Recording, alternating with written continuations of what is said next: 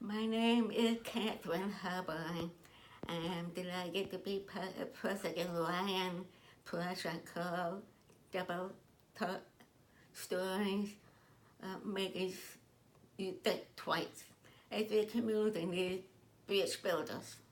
I am profoundly hearing impaired and work at the papers of James Madison at UVA. I have a master's in anthropology and historical archaeology and have presented papers and published a book. These accomplishments is to give a context to my story.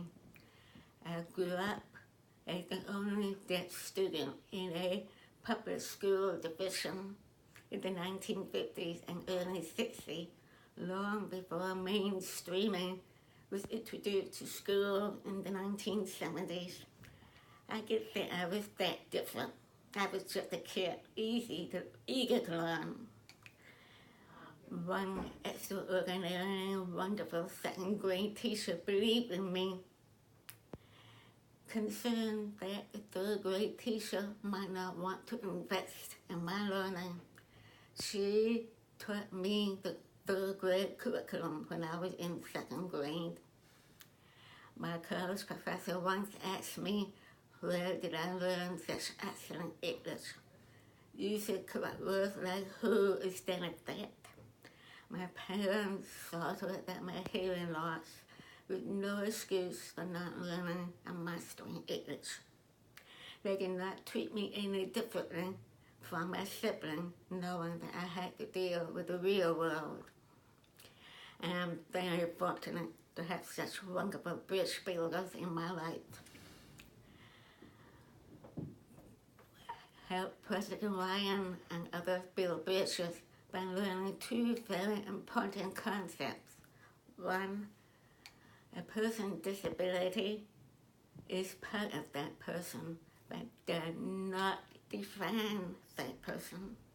And two, just because a person cannot do 1 out of 10 things does not mean that person cannot do the 11th thing that no one else can do. For example, I can read upside down and backwards. I can write two words, one word to the right side up, and one word upside down to the left at the same time. I just happen to be an ambidexter, although that hasn't made me rich. I straddle the fence between the deaf and hearing world and understand both. But sitting on the fence had not always been easy. Although I speak English and lip read, someone at UVA's medical community automatically assumed I sign and would need a professional interpreter for a doctor's appointment. My friend nearly fell down on the floor laughing in disbelief at such ignorance. Elsewhere, a person once said to me, "Oh, I didn't know you're deaf. You don't look like a deaf person." In rewatch at UVA, a videotape to satisfy a requirement, and learned that there was no closed caption option. That was quickly resolved. Many years ago, in another job, one man jumped backwards instead of shaking my hand during an introduction. He was afraid he might catch my hearing impairment. When I was in the 10th grade, my classmate let me know I was not welcome on the first day of school, promising to pay her brother a quarter if he would throw toilet paper all over me.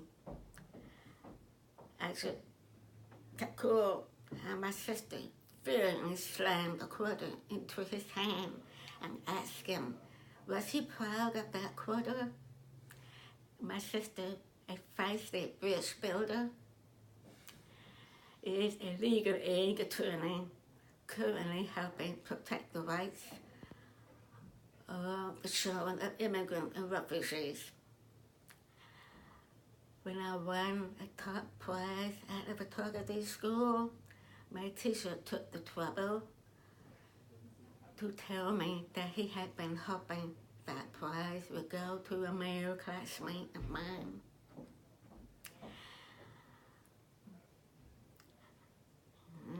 Just that one. Sure.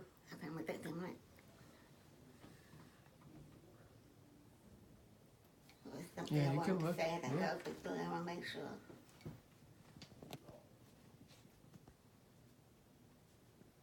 Oh, yeah. After mastering a course in sign language and somehow winning the Actress of the Year award, my supervisor at work was angry, and the deaf community gave me a cold shoulder. I had betrayed their deaf culture by growing up speaking and lip reading instead of signing because of their entrenched beliefs. They could not see that I could succeed, not someone like me anyway. In contrast, I ran across a wonderful teacher of the deaf one day at lunch. She asked, "You did attend deaf schools, did you?" And then after looking around to make sure no one could overhear her utter heresy, if I had a deaf child, I want my child to grow up the way you did. Yes, there were negative experiences, but that don't define me. I already had great bridge builders, and as you can see, there are positive experiences as well. Help President Ryan build bridges. Maybe adopt a program like the one done in Rochester, New York years ago. The police force was trained to communicate with the deaf and hard of hearing. One policeman was trained well. He was suspicious of this man he spoke to, and maybe not deaf. As the man walked away, he picked a quarter out of his pocket and threw it on the sidewalk. You can guess that man's reaction. How President Ryan and others build bridges, eliminate ignorance, fear, assumptions, jealousy, and other stereotyping that happen to all of us. Teach acceptance, respect, and tolerance. Be mentally curious and open-minded about other views. That should be the norm, not the exception.